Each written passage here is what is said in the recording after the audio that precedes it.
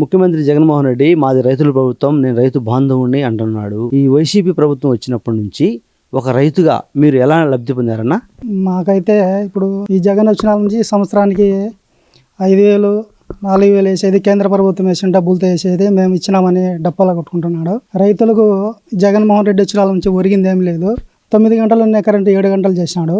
దాంట్లో కూడా మళ్ళీ ఎల్ఆర్ అనే లోడ్ రిలీఫ్ అనే దాని కింద మళ్ళీ 2 గంటలు కట్ చేస్తాడు. ఎప్పుడు వదులుతాడో తెలియదు, ఎప్పుడు చేస్తాడో తెలియదు. ఇళ్ళకు 24 గంటలు కరెంట్ అన్నాడు. అది ఎప్పుడంటే అప్పుడు ఆఫ్ చేస్తాడు. బాగా అన్నం తినే టైంలో నైట్ పూట ఆఫ్ చేసేస్తాడు. దోమలతో సంటిబిడ్డ తల్లులు ఇలాంటి వాళ్ళు వేడికి అల్లాడిపోతున్నారు. పొలాలలో వచ్చిన లాభం ఏం లేదు. పండిన పంటకు కూడా గిట్టుబాటు ధర లేదు. పండిన ముందు ఇన్సూరెన్స్ వస్తానంది, ఇప్పుడు పంట నష్టం వచ్చి ఇన్సూరెన్స్ లేదు, ఏమీ లేదు. మళ్ళీ చంద్రబాబు వస్తేనే రైతులు బాగుపడతారు.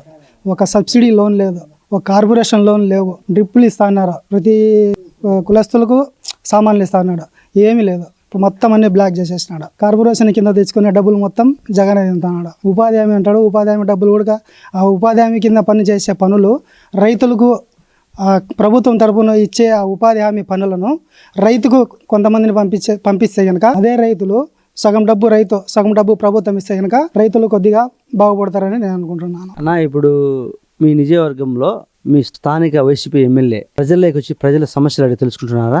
అసలు వాళ్ళ పార్టీ ఆఫీస్ కన్నా పోతున్నాడా లేదో మాకైతే తెలియదు. మా ఊరికి ఎప్పుడే కానీ వచ్చిన పరిస్థితి లేదు. రోడ్డు అయితే కనుక గుంతలు ఉంది. గర్భిణీ స్త్రీలు కానీ, నాకు ఆల్రెడీ బ్యాక్ పెయిన్ ఉంది. ఆ గుంతల్లో పోతే కనుక ఇప్పుడు నెల అయింది బండి తోలక, ఆటో తోలక. నేను ఆటో డ్రైవర్ను కమ్ రైతును. ఆ గుంతల్లో పోతే నడుములో నాకు వస్తున్నాయి. గర్భిణీ స్త్రీలు పోవాలంటే వాళ్ళు అల్లాడిపోతున్నారు ఆ గుంతల్లో. మొన్న ఒకరోజు ఎప్పుడో వచ్చాడంట, 1 నెల 2 నెలల కిందట వస్తున్నాడని ఊరు చెట్టు కంప చెట్లు కొట్టినాడు. చెట్లను కొట్టే ఈ దురుద్దేశం ఏందో ఈ పార్టీ నాయకులకు అర్థం కాలే. చెట్లు ఉంటే మీకు అంత భయం ఎందుకు వీళ్ళకు? చెట్లు నీడనిచ్చే చెట్లు కొడితే ఒక చెట్టు నాటి చూస్తే తెలుస్తుంది వాళ్ళకి, అది పెరిగి ఎంత నీడనిచ్చేదో, ఎంతమందికి నీడనిచ్చేదో. చెట్లు కొడితే ఏమొస్తుంది వీళ్ళకు? ఇప్పుడు రాబోయే 2024 ఎన్నికల్లో మీ నియోజకవర్గంలో ఏ పార్టీ అభ్యర్థి గెలుస్తారంటావు? పుత్తా నరసింహారెడ్డి గారు గెలుస్తారు, టీడీపీ. ఇప్పుడున్న పరిస్థితుల్లో మన రాష్ట్రం బాగుపడాలంటే, మనం బాగుపడాలంటే 2024లో ఎవరు ముఖ్యమంత్రి అయితే బాగుంటుంది? చంద్రబాబు నాయుడు గారు అయితే రాష్ట్రం బాగుపడుతుంది. జనాలు కూడా బీద సాద కూడా బాగుపడతారు. ఉద్యోగాలు వస్తాయి, కంపెనీలు వస్తాయి, రాష్ట్రం బాగుపడుతుంది, రాష్ట్రం వృద్ధి అవుతుంది. ముఖ్యమంత్రి జగన్మోహన్ రెడ్డి మాది రైతుల ప్రభుత్వం, నేను రైతు బాంధవుణ్ణి అంటున్నాడు. ఈ వైసీపీ ప్రభుత్వం వచ్చినప్పటి నుంచి ఒక రైతుగా మీరు ఈ పార్టీలో అధికారం వచ్చినప్పటి నుంచి ఏం లబ్ధి పొందారంటారు? ఏమీ లబ్ధి పొందేది ఏం లేదు. అనవసరమైంది ఏమంటే మేము మా చేతులారా మేమే నెత్తి మీద మన్ను పోసుకున్నాము. మా జగన్మోహన్ రెడ్డి నెత్తి మీద ముద్దులు పెట్టి, నెత్తి మీద చేయి పెట్టి అన్నీ చేసి ఒక్కసారి అని ఇప్పుడు తెచ్చి మా రైతులకు అందరు ఏమంటారు, బటన్ నొక్కుతున్నాడు, రైతు భరోసా అంటాడు, అది అంటాడు. ఏమి లాభం చేయలేదు. ఆయన చేసింది ఏది చేయలేదయ్యా.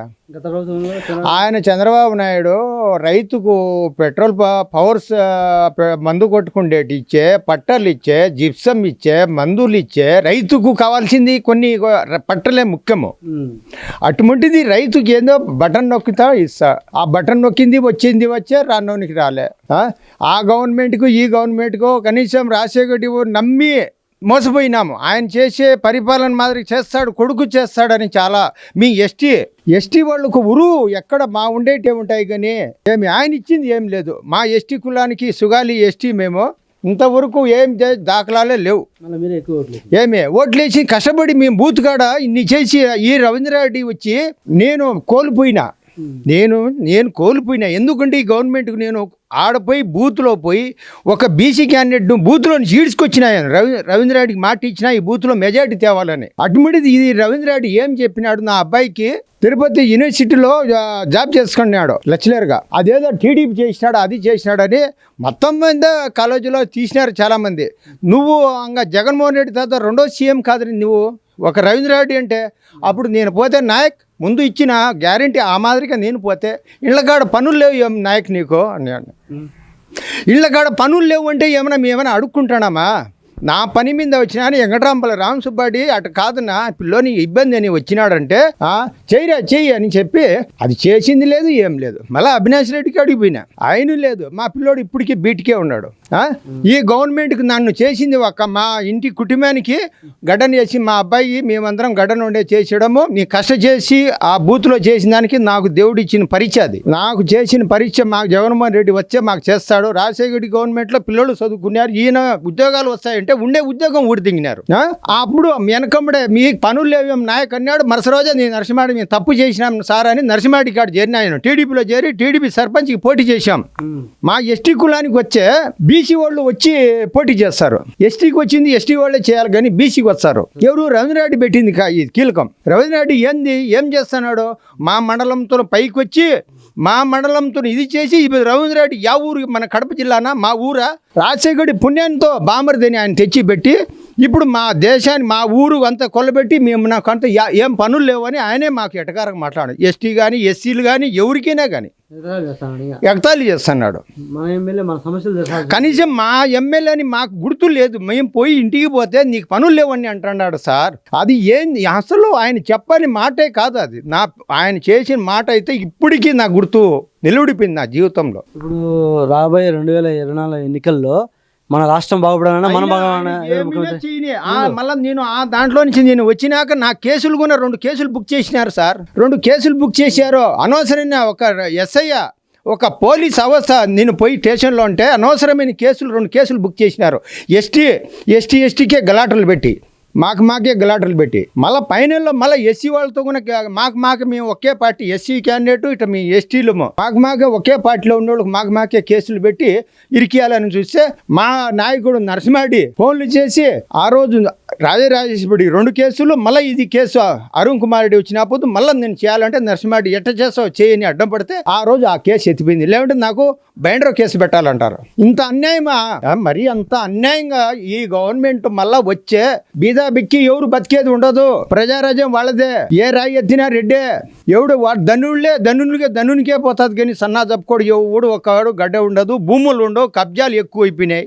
గుట్టలో రాళ్ళు తోలికి లక్షల కోట్లు సంపాదిస్తున్నారు. గుట్టల్లో రాళ్ళు తోలి వంకల్లో రాళ్ళు తోలి లక్షల కోట్లు సంపాదిస్తున్నారు. వైసీపీ ఎవరు అంటే నిలబెట్టకూడదు. పోతా ఉండాలా వైసీపీ. ఎవరు చూసినా పోలీసు వాళ్ళకునా పోయిరాన్నా ఎవడు అడుగుతున్నాడు? మేమే మీ కష్టపడి ఓటేసుకొని మేమే మా నెత్తిని మీ మన్ను వేసుకున్నామని జనాలు గప్చి ఉన్నాం సార్. అది రాబోయే 2024 ఎన్నికల్లో మీ నియోజకవర్గంలో ఏ పార్టీ అభ్యర్థి గెలుస్తారంటావు? కమలాపురం నియోజకవర్గంలో మాకు పూర్తి మేము ఆయన ఇప్పుడు నరసింహారెడ్డి టికెట్ ఆయనకే ఇస్తే ఆయనే గెలుపు ఇసురి వచ్చేది. మా కమలాపురం నియోజకవర్గంలో వైసీపీ భూశాపం చేయాలనేది ప్రజా అందరం ఒక తాటి మీద ఉన్నారు. మన రాష్ట్రం బాగుండాలంటే ఎవరు ముఖ్యమంత్రి కావాలి?